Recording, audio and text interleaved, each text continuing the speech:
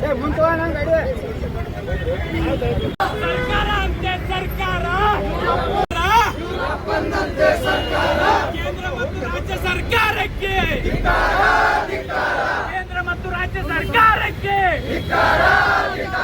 ಬೇಕೇ ಬೇಕು ಬೇಕೇ ಬೇಕು ಬೇಕೇ ಬೇಕು ಎಲ್ಲಿವರೆಗೆ ಹೋರಾಟ ಎಲ್ಲಿವರೆಗೆ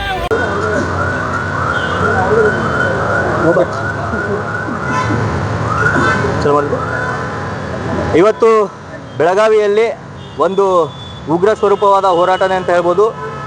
ಈ ಯಾವ ವಿಚಾರಕ್ಕೆ ನಾವು ಹೋರಾಟ ಮಾಡ್ತಾ ಇದ್ದೀವಿ ಅಂದರೆ, ಬೆಳಗಾವಿಯಲ್ಲಿ ITBT ಕಂಪ್ನಿಗಳು ಆಗಬೇಕು. ಯಾಕಂದರೆ ಬೆಳಗಾವಿಯಿಂದ ಸುಮಾರು 20,000 ಜನ ಪ್ರತಿ ವರ್ಷ ವಿದ್ಯಾಭ್ಯಾಸ ಮುಗಿಸಿ ಬೆಂಗಳೂರು, ಪುಣೆ ಅಂತ ನಗರಗಳಿಗೆ ಉದ್ಯೋಗ ಅರಿಸ್ಕೊಂಡು ವಲಸೆ ಹೋಗ್ತಾ ಇದ್ದಾರೆ. ಯಾಕಂದರೆ ಬೆಳಗಾವಿಯಲ್ಲಿ ITBT ಕಂಪ್ನಿಗಳು ಇಲ್ಲ. ಎಷ್ಟೋ ಜನ ತಂದೆ ತಾಯಿಯಂದಿರು ತಮ್ಮ ಮಕ್ಕಳನ್ನು ಬಿಟ್ಟು ಇಲ್ಲಿ ಬೆಳಗಾವಿಯಲ್ಲಿ ಕೊರಗ್ತಾ ಇದ್ದಾರೆ.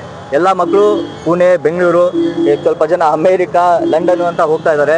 ಮಕ್ಕಳನ್ನ ಬಿಟ್ಟು ಅವ್ರು ಇಲ್ಲಿ ಕೊರಗ್ತಾ ಇದ್ದಾರೆ.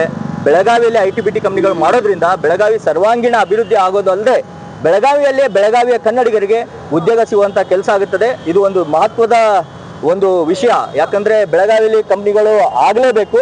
ಇಲ್ಲವಾದಲ್ಲಿ ಕರ್ನಾಟಕ ರಕ್ಷಣಾ ವೇದಿಕೆ ಮುಂದಿನ ದಿನಗಳಲ್ಲಿ ತುಂಬ ದೊಡ್ಡ ಮಟ್ಟದ ಹೋರಾಟವನ್ನು ನಾವು ಮಾಡ್ತೀವಿ.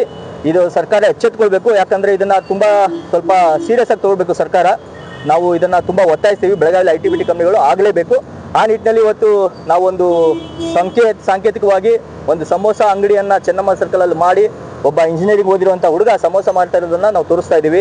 ಅದೇ ರೀತಿ ಸಮೋಸ ಅಲ್ಲದೆ ಏನು ಆಟೋ ಡ್ರೈವರ್ಸ್ಗಳು ಇದ್ದಾರೆ, ಅದರಲ್ಲಿ ಎಷ್ಟೋ ಜನ ಡಿಗ್ರಿ ಮಾಡಿರೋರು ಅಂತಿದ್ದಾರೆ.